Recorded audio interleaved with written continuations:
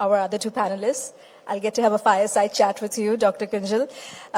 So I think, India's superpower is its people, for sure. I think that's where our biggest strength lies. But we need more than just jugaad. We need skills. We need education. And, while we are hearing of artificial intelligence, technology, edtech, skilling, all of that, there are still certain challenges when it comes to access, equity, employability.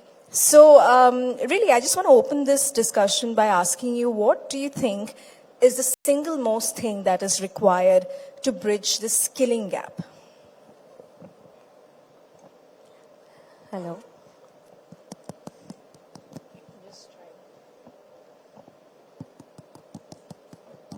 Can we just get the mics replaced, please? Hello. Let's try this one. One second. Hello. Let's divide and conquer on the mics now while we get another mic. Let's have another mic on stage, please. I think she's there. Sir, you can hand it over to Ritvika. आप उन्हें दे दीजिएगा. All right. Okay, you now join us so kindly. Okay. Our panel is nearly complete. Thank you, Meghna, for being here. Let's ensure Hi, the mic Meghna. is working. Just in time. So, in fact, I want the same question to be addressed to you as well. I was just asking Dr. Kunjal, what is that single most important thing that is required to bridge the skill gap? So, Dr. Kunjal, let's just hear it from you first. Yeah, so first of all, thank you so much to ET Now and Times Network for inviting. Well, I represent the domain of online and distance learning in India. And the single most thing I personally feel which will help, us to bridge this gap of skilling is technology. Well, when we talk about, online and distance learning programs, mostly the candidates or learners who join these programs are working professionals, and the primary motive of joining the programs is basically skilling, reskilling and upskilling. Now, it becomes very important for us to understand that, when we want to bridge this gap, I was listening to the other panel members. Everywhere there was a mention of skills gap, right? So when we talk about skills gap, it becomes imperative for us to understand the importance of lifelong learning, right? That's true. Now, when we talk about lifelong learning, Hi, again, Dr. Rajan. Huge round of Please join applause, us. please, ladies and gentlemen. Our panel is now complete. Yes. With that, Ritvika, back to you. So when we talk about lifelong learning, again, technology is something which plays a crucial role in bridging the gap. In future, I think this gap will be fulfilled by technology, most importantly, platforms which are curated with the help of artificial intelligence, which actually gives the advantage of offering personalized learning paths to individuals. I think that is something which will be able to align the individual's goals and interest while learning. So I think technology is something which is the future in education. Technology, it is. Meghna, do you agree that technology is the single most important thing that's required to bridge the skill gap? I think, sorry, hi. Can you hear me? Hi. Sorry, I didn't realize the panel was starting. I was told it was later, but sorry for the delay. Thank you for having me. I feel, of course, technology is something that's through the years shown us how, in terms of education, in terms of training, in terms of skilling, how important it is as an enabler. But I like to take it a little further here, and I feel like, especially with AI, especially with what all the challenges we're facing today, I feel we have to now learn to go beyond technology, beyond just skilling. Skilling is important, education is important. But I think the third pathway that we really need to now start thinking about is the creative pathway. In terms of beyond AI, doing things that AI can't do. And I think that one thing that AI can't do is the human factor. How do we innovate? How do we think creatively? And we as a human race have full potential to be able to do that. But I think as educators, we need to really, really now start looking at bridging that gap too. You know, our children today, I don't know, especially post-COVID, have a little bit of discomfort in terms of communication, right? And personal skills. And I think that is where we have to build on. It's going to be students or professionals who are going to be able to communicate well and have that human element to them that are going to really be able to succeed in the world of AI. So I think it's not just technology, it's so many other things as well. Absolutely agree. And just picking up from what you said, I want to ask Dr. Rajan this question. You know, we are hearing of AI taking up jobs. AI is looked at as a threat, right? So I want to ask you, how can traditional education be balanced with technology such that we are not afraid of AI, but we are actually future ready for an AI-driven workforce?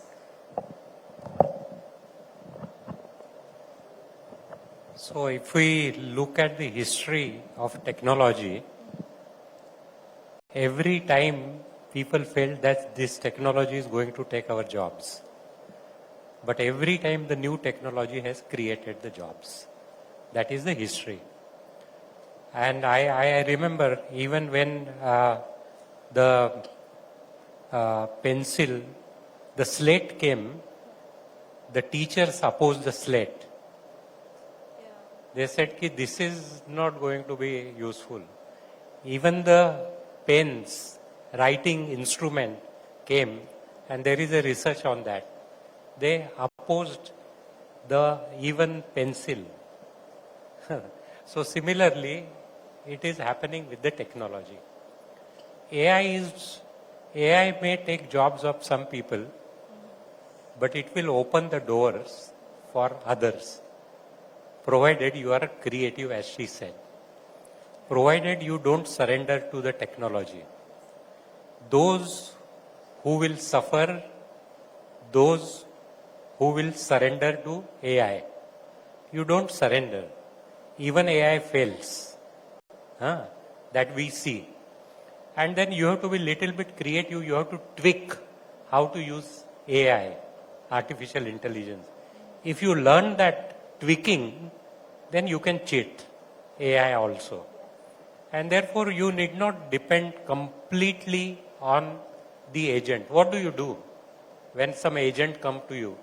You ask some other person whether this agent is saying right or wrong. So you just see, same thing. For AI also, you should check. The only thing is you should not surrender. If you surrender, you have gone. Otherwise, there are a number of jobs, I tell you. Number of jobs which will be created. I just, if I have 30 seconds, then I can give you. Please go on, yes. In 2005, I had gone to US, Bill and Melinda Gates Foundation. We were discussing about agriculture, how do we improve agriculture, and then technology and all those things. So I met one lady. I asked, what do you do? She said, my profession is gossips. I never heard of that. But that is a profession. So professionally you employ people. And now we see the business people, the film people, and everybody, even the politicians, they will throw some gossip. But you need professional gossips. So similarly, something will come. That's very interesting, professional gossips. Wow. But, you know, Meghna, I'm going to come to you because you mentioned about how we need to be creative. Now, you're leading a film school and art education that was perhaps not recognized maybe a decade or 2 decades back is finally getting the recognition it deserves. But I want to understand, when it comes to creative education like films and media and art, you know, are we doing enough to also not just nurture their creative talent, but also prepare them with real world skills out there? Like, what is your take on that? Absolutely. I don't think there's another way out of it. And I think that's exactly what we started with. The dream of starting Whistling Woods was not just to have an education business. It was to make sure that we enabled talented creative professionals to be able to hone their talent. So when we first dreamt of this, the industry is is large. As you know, we make so many films a year and TV and content, but there were no professional educational institutes. And when I say professional, I mean exactly that: industry enabled, industry ready. Students who graduate and are able to get picked up by the industry and can make a difference to the industry. So it's not just, our vision was not just to have employability, right? But for us to create or educate talent who can actually go out there and make a difference, which we've seen. We have 4,200 alumni now working in the industry. And I feel that is exactly what we dreamt of. We wanted to have a network of individuals so that somebody who doesn't have a film background or doesn't come from that, they have enough of a family out there in the industry who will support them and who will be around for them, which is exactly what we see today, right? So I think for us as a creative institute, it is, especially because of the challenges we face due to the stereotypes related, concerned with the industry, that yahan to bahut struggle karni padegi, parents are not sure, erratic times. So it was our responsibility to really, make creative education mainstream. And a few years back, we had the opportunity to offer degrees to our students through Tata Institute of Social Sciences. And I think that has really helped parents understand. Industry, of course, looks at the skill set, but parents really value degrees. And I feel that was a good move because with that, we've really been able to expand our audience in terms of the students we get to study film, fashion, design, music, and all the other courses that we offer. Right. Dr. Sinha, coming to you, when we talk about West India, I have to talk about Gujarat. And we talk about Gujarat, I have to mention Gift City, which is slowly becoming an education hub as well. A lot of global universities have started partnering. Do you see initiatives like these, in terms of helping us become, better when it comes to skilling, upskilling, education, and higher education as well, online education as well? Absolutely. I think that's very much, present currently. Universities like us, what we do is we co-partner with the industry. We co-create the program. The curricula of the entire program is created by the experts from the university as well as experts from the industry. The delivery is also, done by both industry as well as the education institution. Examination, of course, is taken care by the university. So I think when we co-create the programs, there are a lot of programs which are co-created in the domain of clinical research, a lot of programs in medicine and paramedical sciences, a lot of program in engineering. There are, of course, a lot of programs, short-term, skill-oriented programs targeted to specific skill set of the employees, again, which are customized and tailored as per the requirement of the industry, which makes it very, very relevant when the entire program is delivered to those set of employees. Now, all these programs are basically outcome-based programs, as what she's also talking, that, when we deliver the program, the outcome is such that, it is able to enhance the skill set of the employees, and they are able to work on a certain task which is expected by the corporate from them. Sure. Dr. Rajan, coming to you now, India is a huge country and it is divided as well. I want to ask you, because one of the biggest challenges for education is access, which I mentioned, when I was speaking to Dr. Kunjal as well. How can we make access to education, more accessible? How can we make education more accessible to lower income groups or maybe underserved communities, such that they get the same quality, if not at least a similar quality of education of, somebody who's studying in a private school? See, accessibility, you will have to look at it from a different lens. Do you think that a child who's not coming to the university is not learning? We should ask this question to ourselves. And I have several examples. Say like Sehwag was from a village, but he has learned from Sachin Tendulkar without meeting him. So that is where the technology's intervention has helped. Now this technology intervention is helping by creating an environment of learning. Because some people, whatever you offer, if you are offering a non-qualitative education, there is no use of him or her is coming to a college or a university. What matters to me is, am I getting an education and skills which will help me to get an employment? I am not saying jobs. There is a difference between the two. Employment is different and jobs are different. Everybody can get employment, but everybody may not get jobs. And then partnering with them by giving them flexibility to learn. We wrote one of my friend from Orissa, who is a senior person, wrote a concept called village as a college. Village as a college. So we have a design school. Okay. And the carpenter which comes to everybody is us, everybody at home is not learned. They have not done design program. Can we recognize them? Can we give them certificate? That is where the educational institutions has to go beyond their walls. The moment we go beyond their walls and certify them with whatever framework which you want to create, it is education. It is literacy, isn't it?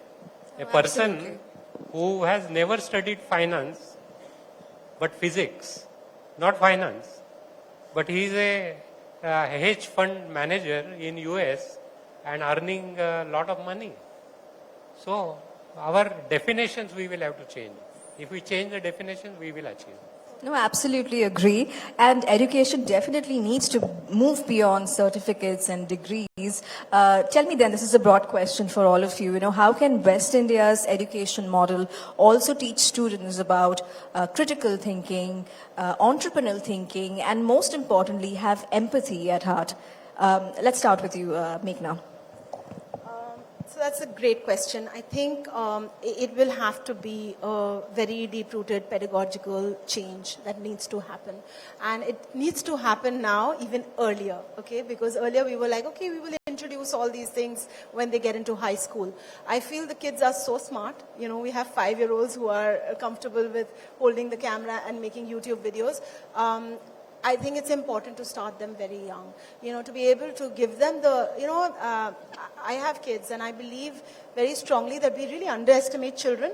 We feel that they don't know, but actually they're really wise and really smart. It's what we do through our, traditional education is actually restrict their thinking by saying no to them for things. So what he just mentioned was so special because village mein jo aapki learning hoti hai, it makes you so strong and so resilient, which I think city kids miss out on, right? So I feel schools can be a great place to enable that, to be able to make students right from the start. My kids went to an IB school and I can vouch for that because right from the time that they were 5, they were not asked to write in the best handwriting or anything. They were asked to think creatively. And I feel if that we can do, we can change, we will see a very different country in the next 5-10 years. Fantastic. Dr. Kunjal, I'd like to know your take as well, and especially in terms of also how some of the government initiatives like the NEP 2020, we have Skills India Mission, how they have also probably contributed to making education more holistic. Surely. So when we talk about, the national education policy, at both the school level as well as the higher education level, there is an emphasis of incorporating life skills and vocational education, which also incorporates, social skills and entrepreneurial skills. So with these initiatives, I think, a lot of schools pan-India and a lot of higher education institutions have already started incorporating vocational education in their curriculum. And, when we talk about some projects given at both the levels, school as well as higher education, which basically builds the holistic, character of a student. But I also agree with what, she's telling, that it has to start early. Because most of the times we feel that when a child is entering the higher education, there is a lot of pressure on the child to learn the domain skills. And hence we feel that there are a lot of skills, if, it can be imbibed at the early age, it will help the higher education institutions to focus more on the domain skills. Fantastic. Well, we are absolutely, Quickly yes, add, sure. Including those skills, the most important and foremost is to teach them to be sustainable human beings. Yeah, to be able to be aware of the planet, what's going on.